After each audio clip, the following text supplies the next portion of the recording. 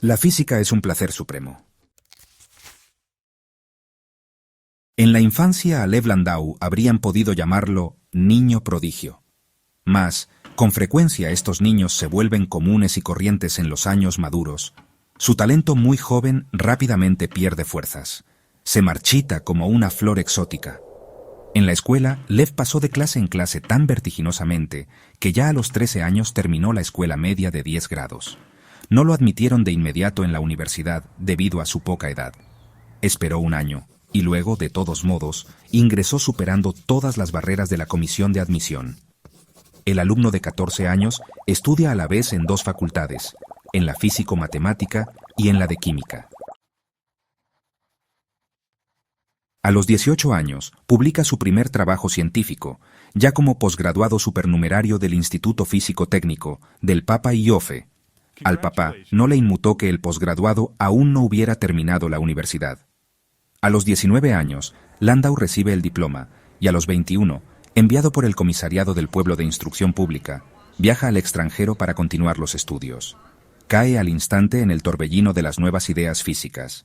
Conoce a los jóvenes entonces y ahora famosos Heisenberg, Pauli, Bloch, Wigner. El profesor de todos ellos era Niels Bohr, Lev Landau. Sí, Bohr, decía Landau. Casi a diario nos reuníamos en su instituto en Copenhague para discutir interminablemente. Mejor dicho, no eran discusiones, sino una forma de creación, quizás una de las formas superiores. En 1932, Landau regresa a la patria y encabeza la sección teórica del Instituto Físico Técnico de Yarkov. Solo tiene 24 años, este ya conocido teórico. Sin embargo, a las muchachas no les importa que hubiera hablado con Einstein y discutido de igual a igual con Bohr. Las muchachas quieren bailar. Mas, Lev se avergüenza de su indomable y rizosa cabellera y su cuerpo largo y huesudo. No sabe cortejar a las jóvenes. A una de ellas, que iba a ser su esposa unos años después, una vez la convidó con un chocolate y dijo de pronto: Lev Landau. En el extranjero nunca comí chocolate, aunque me gusta mucho. Girl, ¿por qué, Lev Landau? Porque estuve en comisión de servicios con el dinero del Estado soviético y no lo podía gastar en chocolate, contestó seria y sencillamente. En 1934, sin la defensa de la tesis, a Landau se le adjudica el grado de doctor en ciencias y un año más tarde, el título de profesor. Ya es autor del diamagnetismo de los metales. Se trata de una nueva orientación en la ciencia. Y muy pronto, el objeto de sus investigaciones, los físicos del mundo entero habrían de llamarlo el diamagnetismo de Landau. Más tarde, estudia los ferromagnéticos y en 1936 al 1937 publica sus trabajos fundamentales. La teoría de las transiciones de fase y para la teoría de las transiciones de fase. En sus obras campeaban las ideas que otros apoyaron rápida y ardientemente. Alrededor del joven profesor de Yarkov se forma un círculo de correligionarios, la futura escuela de Landau. Dicta conferencias en el Instituto de Mecánica y Construcción de Maquinaria y también en la universidad. Entre los estudiantes cunde la noticia de ser él un profesor extraordinariamente estricto, Lev Landau. En una ocasión, solo dejé pasar un estudiante al otro curso. Recordaba Landau. Lev Landau, ¿acaso es posible eso? ¿Por qué no? Resulta que ellos ni siquiera sabían la trigonometría escolar. Pero, ¿cómo lo supo? Lev Landau. No les pregunté por el sistema de papeletas. Compuse una tarea para cada uno, y para resolverla había que tener intelectiva y algunos conocimientos de matemáticas y física. Después llegó una comisión de Kiev exigiendo que repitiera el examen. Lo repetí, pero el resultado fue el mismo. Me estuvieron convenciendo durante largo tiempo y explicando que no se podía dejar que todo un curso repitiera el año, que esto le causaría daño al Estado. Les respondía que personas con diplomas, pero sin saber nada podrían causar un daño incomparablemente mayor al Estado. Lev Landau.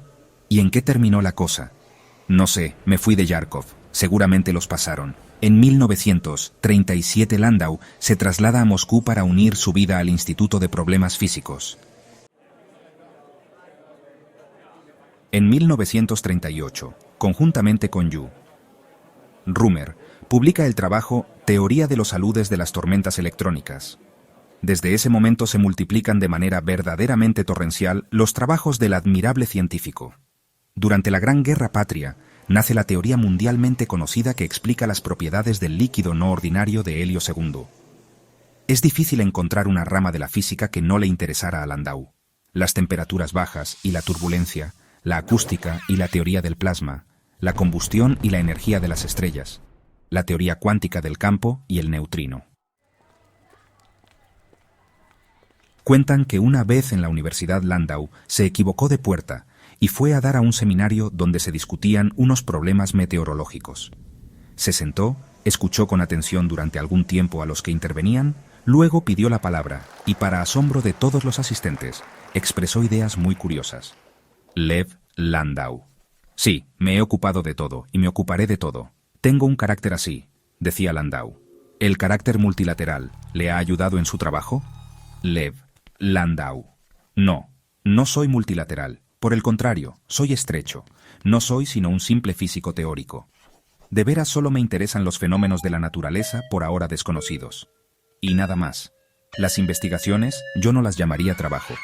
Son un placer supremo, una satisfacción, una enorme alegría, que no puede compararse con nada. ¿Pero acaso no le interesa, no le reporta satisfacción el mundo del arte, de la literatura? Lev Landau. Es una cosa absolutamente diferente. Einstein decía que Dostoyevsky le aportó mucho más que Gauss. Lev Landau. No sé. Puede ser. No me gusta Dostoyevsky. ¿Y quién le gusta? Lev Landau. Más que todo Gogol. Y Byron en inglés. Y entre los escritores soviéticos, Konstantin Simonov. Pero esto no tiene nada que ver con mi trabajo. El mundo de la ciencia y el mundo del arte para mí no están relacionados de ninguna manera. El 7 de enero de 1962, en la carretera de Mitrov, un pequeño Moskvich que se dirigía a Dubna chocó con un pesado camión. Cubierto de sangre, con la cabeza rota y el cuerpo monstruosamente destrozado, Landau fue transportado urgentemente a Moscú. Aquella misma hora, los físicos de todos los países se levantaron contra la muerte de Dau, como lo llamaran los físicos de todo el mundo. Escribimos con frecuencia sobre las hazañas científicas de famosos hombres de ciencia. En aquellos días realizaron una hazaña de amistad. Unos pasaban las noches en vela en los corredores del hospital, otros enviaban por avión preparados médicos muy deficitarios, otros buscaban el consejo y la ayuda de los médicos más famosos. Sería injusto decir que en la lucha por la vida de Landau solamente triunfaron los médicos. También triunfaron los físicos. Triunfó él mismo. La teoría de la traumatología afirmaba que era imposible salvar a una persona con lesiones tan graves, pero el famoso teórico cubrió de oprobio esta teoría sobreviviendo. Después de esta catástrofe, Landau no trabajó más. Varias veces fue al instituto, estuvo con sus colegas y amigos mirando con envidia las desconocidas portadas de los nuevos libros, las hileras de papeles escritos, los lápices roídos, observando este exiguo y poco vistoso mundo de los teóricos, el único deseado por él. Oh, 5 años en la ciencia son un plazo enorme. Pedía que no le hablaran de su ciencia. Ya me quedé rezagado. Decía sin comprender, quizás cuán extrañas sonaban estas palabras pronunciadas por él. Por boca de una persona cuya vida era la de un pionero, porque nunca en la ciencia Landau siguió huellas ajenas. No diría que Landau era modesto. No poseía esta modestia cotidiana que en nuestra vida confundimos con la timidez. Hablaba poco de sí mismo, no porque no tuviera que decir, sino porque no le interesaba. Pero cuando lo hacía, nunca se menospreciaba. Sabía lo que valía muy alto, y ante esta circunstancia adoptaba una actitud de digna tranquilidad, sin complicaciones. Recuerdo que una vez la conversación giró en torno de Niels Bohr, quien poco antes de su muerte visitó la Unión Soviética y pasó varios días en la casa de veraneo de Landau, cerca de Moscú. Cuando Bohr se fue, Dau le dijo a su esposa: «Puedes estar orgullosa toda tu vida. Recibiste en tu casa a una gran persona». Mas su esposa ya tiene experiencia de tratar a físicos famosos. Le dije haciéndole un cumplido tan torpe que me dio vergüenza. ¿Pero acaso puede compararse? se sorprendió sinceramente Landau. Después de la muerte de Bohr, muchos periódicos en Occidente lo llaman a UD, el primer teórico del mundo. ¿Qué entienden ellos de esto?, protestó Dow, agitando la mano y agregando muy serio. No, no soy el primero. Tal vez figuro entre los 5 primeros. ¿Acaso está mal encontrarse entre los 5 primeros?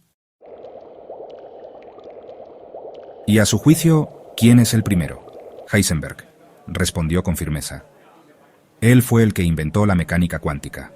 Créame, no es un juego de niños eso de la mecánica cuántica. Landau determinaba el valor de una persona por lo que esa persona había hecho.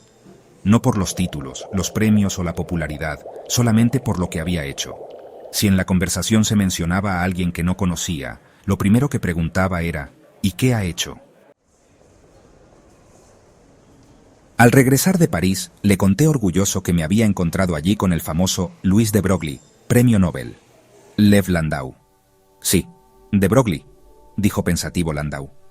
Es una lástima que haya hecho tan poco. No creía mucho en las promesas. Las buenas intenciones son una cosa magnífica, pero con frecuencia encontramos personas cuyas promesas sustituyen la misma actividad, y un atractivo plan para el futuro parece convertirse en realidad. Lev Landau. Usted trabaja poco. Era seguramente el mayor reproche que Dow era capaz de decir a sus alumnos. Lev Landau. Sin la curiosidad, escribía Landau. En mi opinión, es inconcebible el desarrollo normal del hombre. La falta de esta preciosa cualidad resalta al tratar a un intelectual falso, a un viejito aburridor de cualquier edad. Es difícil imaginarse a una persona que poseyera una curiosidad tan insaciable como la que tenía Landau. Todo le interesaba. ¿Qué había de nuevo en la política? ¿Qué mostraban en el cine? Si habían dado resultado las reformas de la escuela media. ¿Cómo se hacía un periódico? Mi amigo, el actor Igor Kvacha, se encontró con Dow en una playa de Koktebel. Tumbados en la tierra, examinaban las piedrecitas, se bañaban en el mar y conversaban. ¿De qué? Igor Kvacha, del sistema Stanislavski. Yo no sabía quién era mi interlocutor. Luego le pregunté y me contestó. Soy físico. Después me dijeron que era Landau. Se interesaba mucho por el sistema Stanislavski. El humor, si una persona lo tiene, es un rasgo inarrancable. El primer síntoma de la mejora de Landau, después de la terrible catástrofe, eran sus bromas. Cierto día entraron en su sala unos psiquiatras con unos cuadros en los cuales estaban dibujadas unas pequeñas cruces y unos círculos. Psychiatrist One, ¿qué es esto?, preguntaron los psiquiatras y le mostraron una crucecita. Lev Landau, un pequeño círculo. Psychiatrist Two, ¿y esto? Volvieron a preguntarle mostrando esta vez un círculo. Lev Landau, una pequeña cruz. Los psiquiatras se retiraron muy desconcertados. Landau guiñó el ojo a la enfermera y le susurró. «Qué bien los engañé, ¿no es cierto? Para que no molesten con esas tonterías». La enfermera se lo contó todo a los psiquiatras, quienes se alegraron mucho porque esto significaba que su experimento había sido más que exitoso. Sentía dolor, pero bromeaba. Le era difícil, más se reía. Nunca peleaba con sus adversarios científicos, simplemente bromeaba. Y esto era mucho más peligroso que una reprensión. Las palabras de censura son pesadas, como piedras, pero las bromas vuelan, y a veces vuelan muy lejos. De cuando en cuando le gustaba molestar a alguien alegremente. A un amigo, conocido físico, académico, quien fue a visitarle, se quejó de que estaba atrasado, y hacía mucho que no leía revistas especializadas. «No te preocupes», exclamó el físico. «Te lo contaré todo». «¿Pero qué me puedes contar tú?», replicó Landau. «Si lo que a mí me interesa es la física». En el mismo Instituto de Problemas Físicos, al cual Landau entregó 30 años de su vida, el buen humor es un indicio de buen tono, de salud moral. Allí el humor es un medio de educación, y la sátira, un arma fina de crítica camaraderil. Hay gente que consideraban a Landau como un científico un poco extravagante, como prototipo de los protagonistas distraídos de unos malos libros sobre la ciencia. Podía asistir a una recepción oficial con una camisa deportiva a cuadros o ir en verano al teatro de arte calzando sandalias. Aquí a uno provoca hablar del derrocamiento de las bases, de la transformación de las reglas de buen tono, de la originalidad. Mas me parece que las mencionadas camisas también reflejan a su manera el carácter.